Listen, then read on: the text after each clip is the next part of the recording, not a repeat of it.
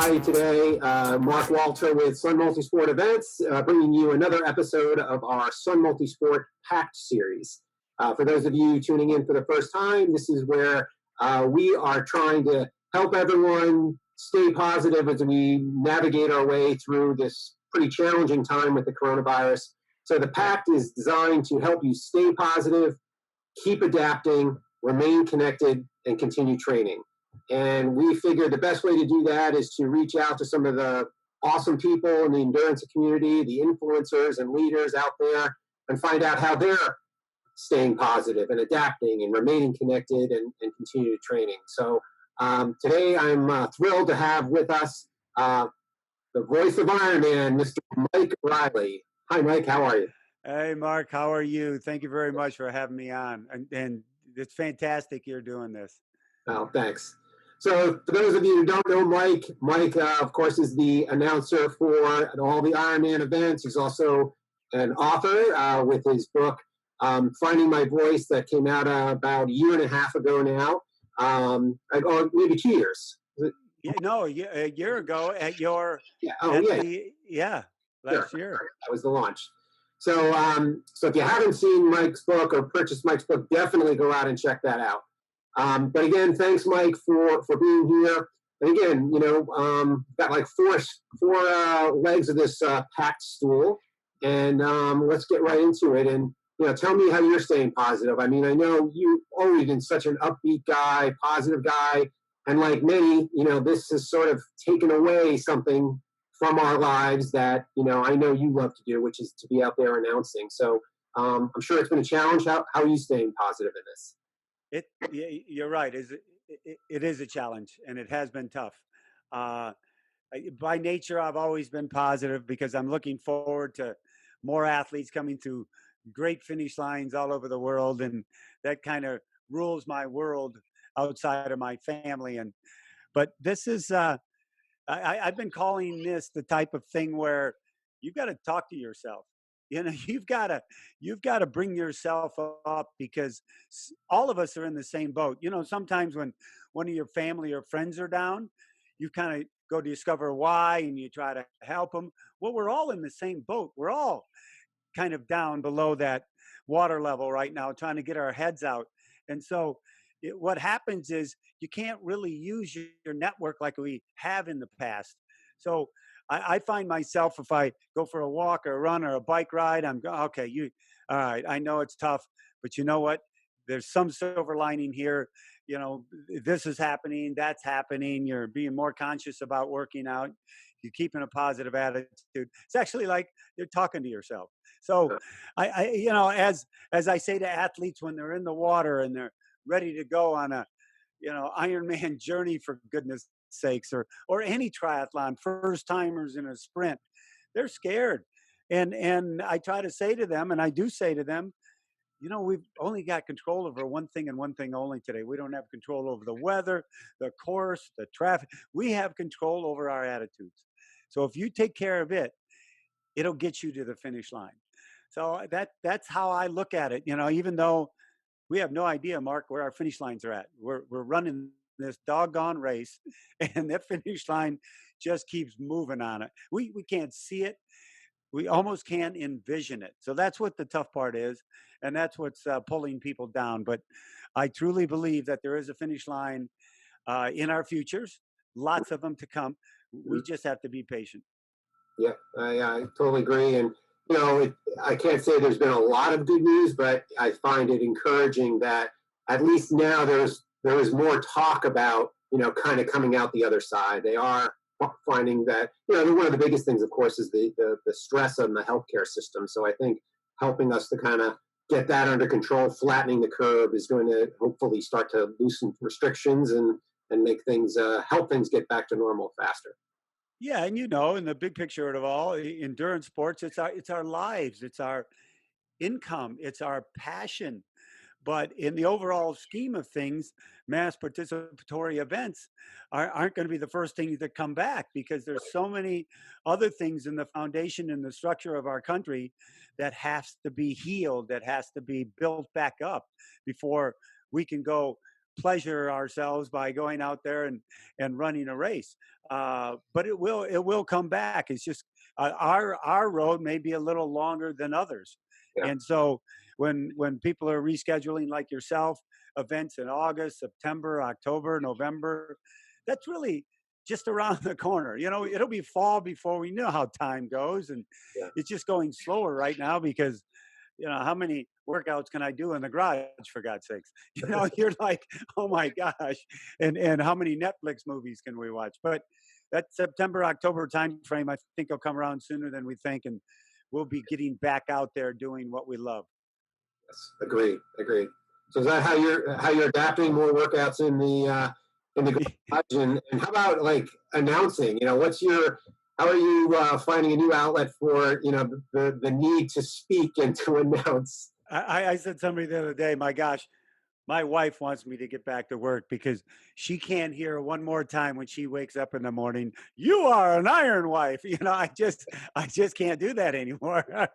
So I called somebody today. A woman called me and got a hold of me and said it was her husband's birthday today, and would I give him a phone call? And if I did every request, I'd be calling 20, 30 people a month. So I pick a few out, and I called him today and I said, "You are a birthday boy." And it felt so good to say that, just to get it out of my system. But so yeah, it's the thing that hurts me, Mark, that really is tough on me is knowing I won't be at finish lines watching people's dreams come true.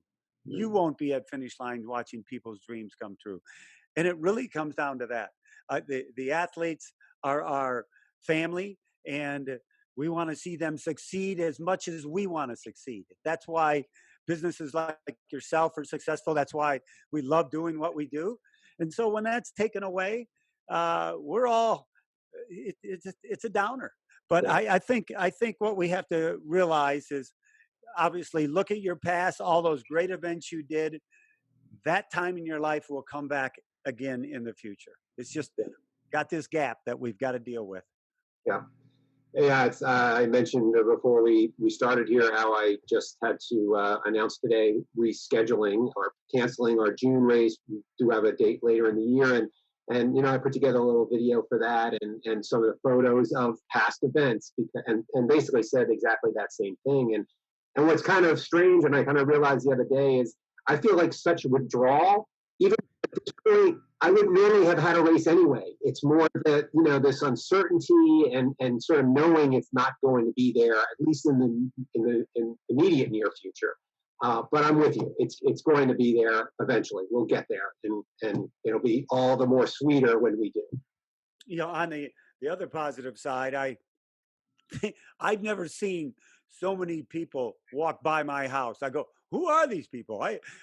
We're not in a huge community, so our neighborhoods are, and walking their dogs and running, and dad, moms riding bikes with kids, and that activity level. Isn't it funny how all these years we've touted, you know what? You need to work out physically. It'll help your mental being. It'll help you at work. It'll help you with your relationships.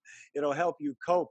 And now people are realizing getting out and walking and riding their bikes and lifting weights in the garage that had dust on them. It's making them feel better, and it's helping them cope.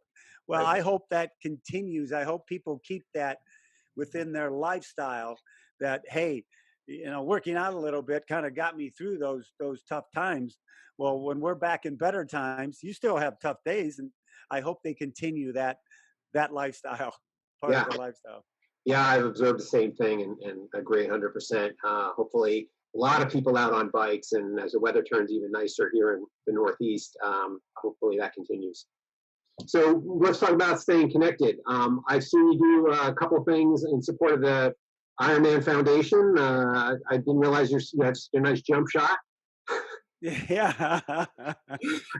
7 out of 10, I think, is what you hit, which is Yeah, that's a making lot that when I missed, I think I missed the eighth and ninth one, and I'm thinking, oh, don't brick the final one. When it went in, I thought I just won an NBA game. yeah.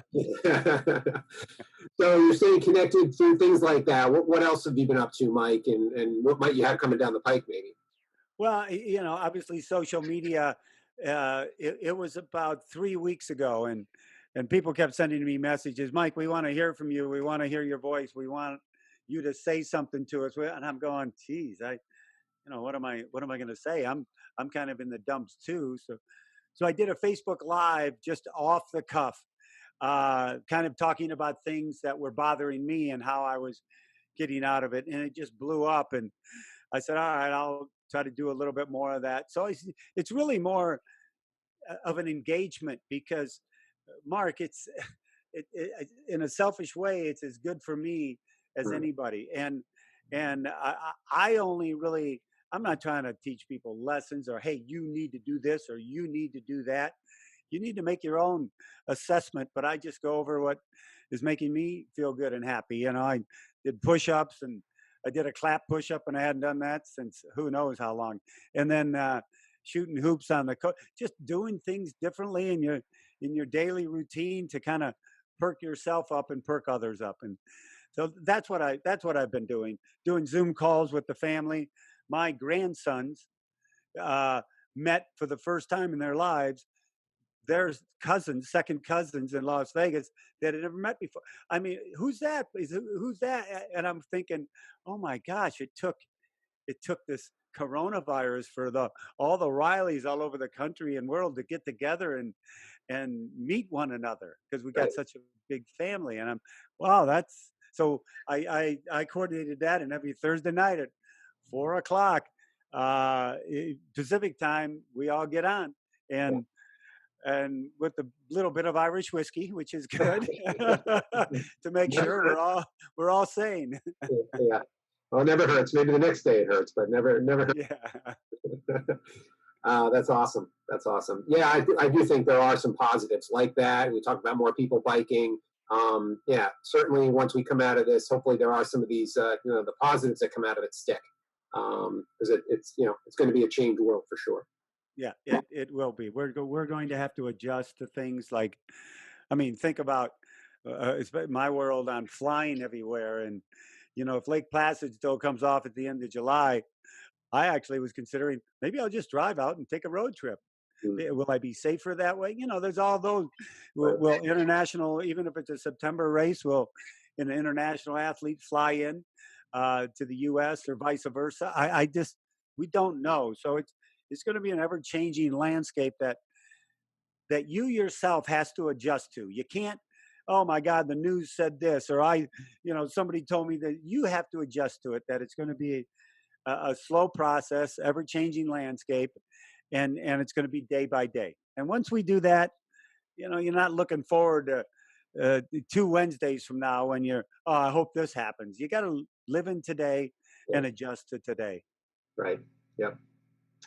And then, so let's talk about training. And you obviously talk to a lot of athletes, and now that athletes have had races taken away from them, the motivation to train or just exercise for that matter may be taken away. So, what kind of advice do you have for people to continue training? Like, why should they? Well, everybody, for the most part, our athletes are training for that goal of getting across the finish line somewhere. And setting that goal and having that goal is what helps them on that long journey of training, whether it's 1 month, 6 months, a year, whatever it may be. Well, when that goal of the event, that focal point, is taken away, people go, "Oh, what am I doing it for?" And I tell them, "You're training for life. That's what you're training for. You're training to better your life.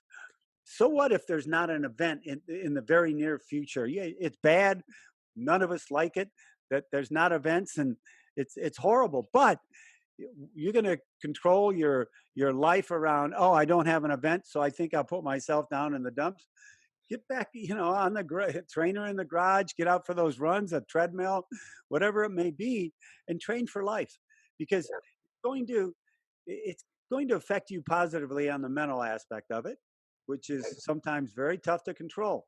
And if the physicality of what you do keeps you balanced, then keep doing it. So you aren't training for the intensity of of going 11 hours in an Ironman or running a 35-minute 10K, but you're still training for that aspect that's going to keep you whole. And I tell people, training for life. It's funny. I'll go on rides with buddies that are doing Ironmans, and we'll go out for an 80-miler, and they go, Reilly, you're in unbelievable shape. You could do a race. I go, no, I'm just training for life. I don't have to race. It's good. And I always would say that, and they'd laugh. Then they'd go, you're right. That's what we're training for. So that's what you have to do. You have to take care of yourself. And I do know one thing, Mark, running on a treadmill or on a trainer doing Zwift or Rouvy.com or whatever it may be on the virtual world, those are harder workouts than out on the road. I swear. Yeah. I ride an hour on that thing. I go, oh my gosh, I can't believe it. An hour on the road, I get to coast down the hill. You don't get to do that. No hiding. I totally agree. And I was going to say, I think especially with the virtual riding, even when you could do it on a trainer with other people, it was better. But it's harder these days. I think that's great, Mike. I really appreciate you coming on. Any final words for those that are out there that might be struggling a little bit, just to kind of give them one final thought to stick to. Well, even in good times, a lot of times when people are struggling, they have a tough time sharing and trying to find someone they can connect with and talk to. We can still do that, obviously, with Zoom or Skype or your cell phone, whatever it may be. If you're having a tough time, reach out to someone that you love and loves you, because just a conversation can pull you out of whatever funk you're in. Just a conversation.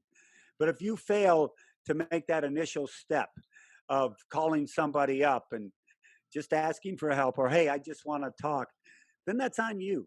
So you've got to make that initial step of saying to yourself, you know what, I'm going to call so-and-so. I haven't talked to him in 4 months, but he understands where I'm coming from, or she understands where I'm coming from, and have that conversation. Don't fail to do that. It's amazing how many people I've connected with in the sports world and non-sports world that I hadn't talked to in a while. And after those conversations, I almost felt cleansed. Some bad stuff was kind of washed away, or some stupid subconscious feelings I had were washed away. So don't fail to reach out to someone and just to have that conversation, because it helps. It really helps. It's a great tip, Mike. Thanks. That's awesome. As this has helped me. This has made my day. No doubt. Made my day. I got to admit, I mean, this is the 4th episode doing this, and I'm finding it good for me. I mean, I look forward to these, having these conversations again. I mean, I feel pretty blessed in my role in this endurance madness to have met folks like yourself and Emily and Dave, and just to be able to have a chat like this. I really appreciate it. And it helps me too.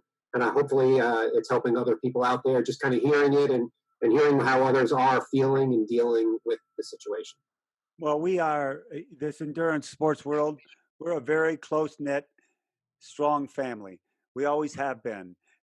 When I met you for the very first time, I knew I had a friend for life. It's just, for some reason, we are all connected in this world, and we really like one another.